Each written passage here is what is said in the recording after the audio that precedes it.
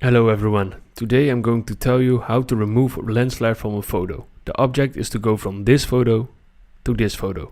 Let's get started.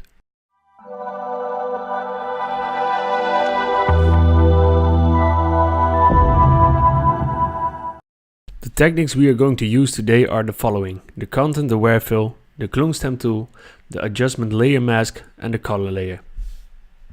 When it comes to Lensflare, there's not one solution to get rid of all the Lensflare. That's why we're using different techniques on different spots, and I hope to show you in this video which technique you can use on which spot. The first technique we're going to use is the most easy one, the content aware fill. To do so, follow these steps. Take out the lasso tool.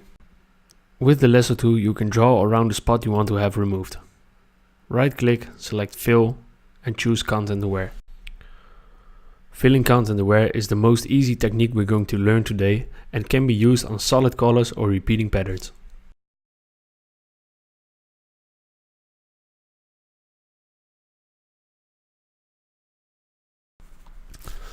We're going to speed up a bit and get rid of some of the most easy spots.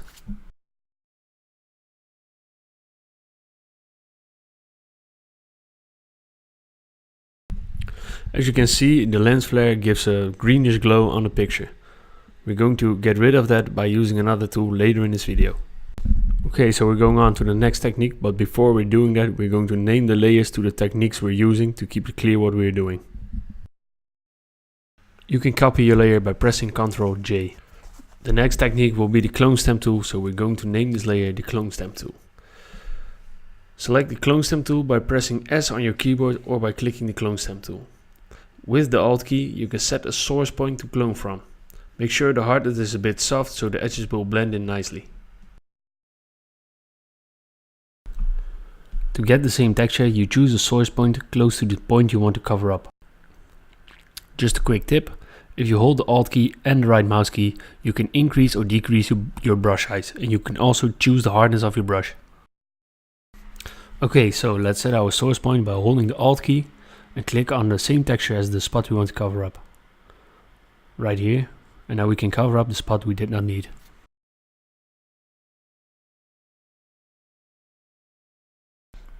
And again, Alt click and cover up.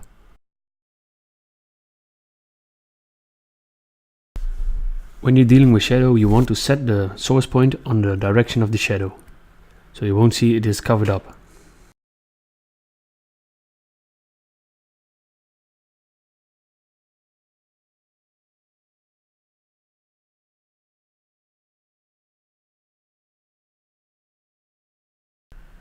Try to reproduce the softness of the edges of the shadow for the best result. And remember to take your time and get some practice for the best results.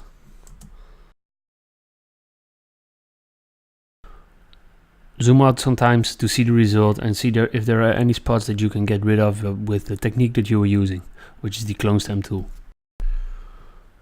As you can see, there are some colored spots which we are going to get rid of later in this video.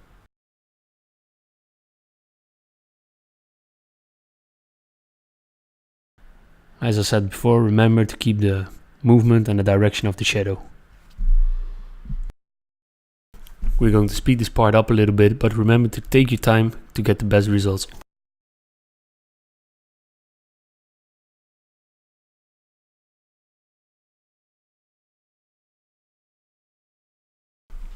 Okay, so we're off to the next technique, which is the hue saturation layer to get rid of the greenish spots and colors. Click on the button for the adjustment layer and select hue and saturation.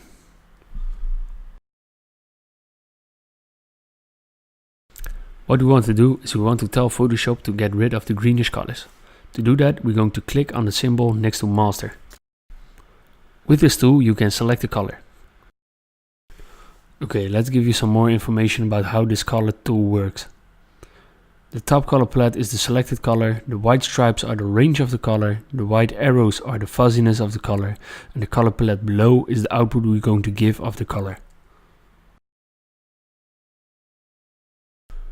Just to show you what color green we selected, we're going to give the saturation an overkill so you can see the green we have selected.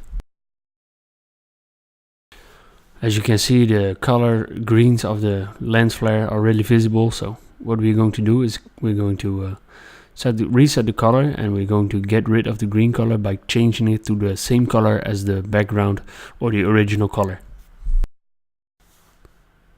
To get rid of the green and get a more black asphalt tint, we're going to set back the saturation and the lightness. Now you see there is still a bit green, which we need to darken, so we're going to slide the sliders to get a bigger range of green, which will be affected by the color. So the green spot we were focusing on is now blended in with the background. Let's zoom out and check out the other green spots, if they need some adjustments or they're just fine like this. Okay, so now our only problem is that the effect is applied to the whole picture. So what we're going to do with that is we're going to select the mask. With the mask tool, you can show what parts of the effect you want to show and what parts of the effect you want to hide. A white brush or fill will show the effect, and a black brush or fill will cover up the effect. To start off with the black mask, with the white brush we can brush back the parts we want to be edited.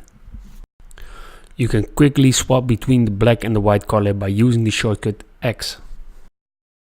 Now with the white brush in your hand, head over to the green color we've selected earlier on. As you can see, as you're starting to brush, the effect will apply, so the color will be darker again.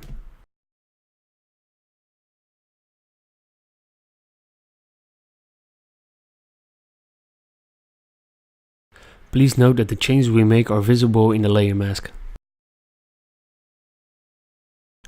Now just scan the picture for the green color we've selected earlier on and start brushing to get rid of the green color.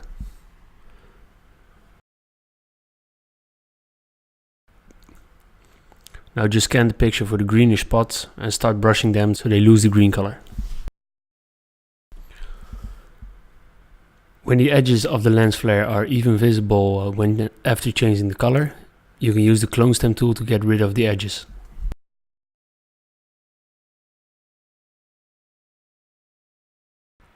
You can set the visibility of the hue and saturation off so you can see the edges more better to get rid of them.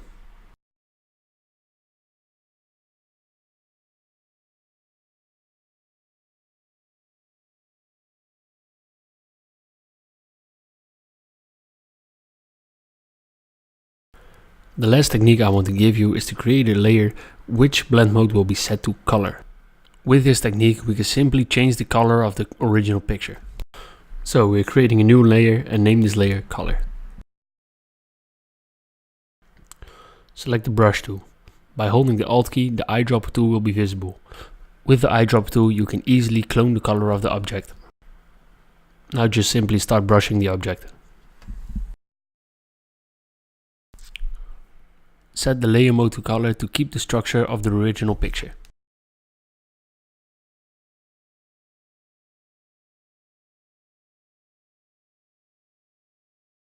When you're almost done, make sure to zoom out and see if there are some final spots that you want to get rid of.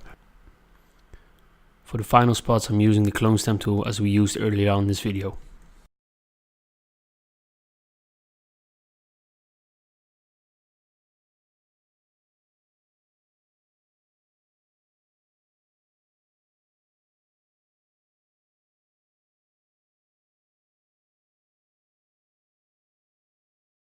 So there you have it, our picture is recovered from the lens flare it had. So as final step and for the finishing touch, I will boost up the color using the camera raw filter and show you the before and after photo.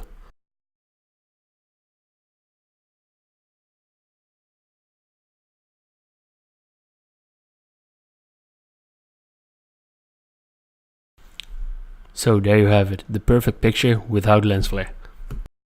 Thanks to you all who have been watching this. If you learned something today, make sure to subscribe and I will continue to keep learning you new stuff.